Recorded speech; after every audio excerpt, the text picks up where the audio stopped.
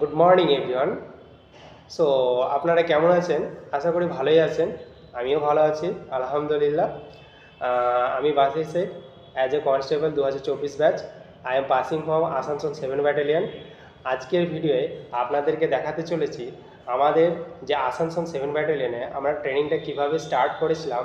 ট্রেনিংয়ের প্রথমের কিছু মুহূর্ত আপনাদেরকে আজকে এই ভিডিও দেখাতে চলেছি। সো দেরি না করে চলুন দেখে নেওয়া যায়।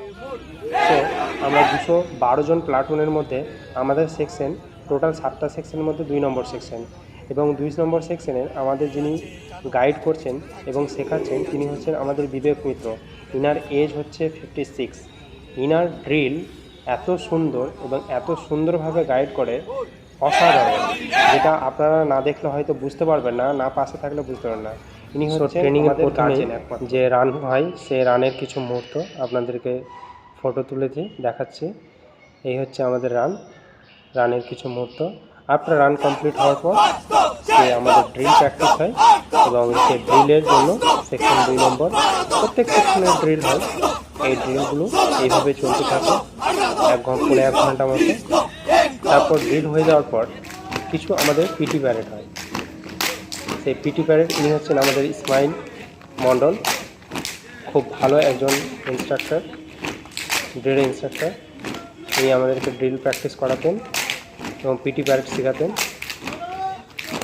পিটি প্যারেড এবং ড্রিল উভয়ের জন্য আমাদের যে মেন্টর ছিলেন এবং আমাদের দাদাই বলো বা স্যার বলো, খুব ভালো।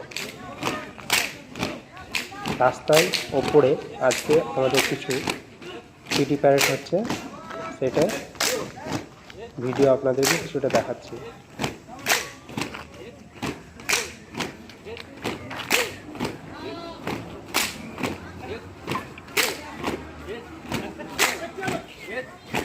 এই হচ্ছে আসানসোল 7 ব্যাটালিয়নের ট্রেনিংয়ের কিছু মুহূর্ত।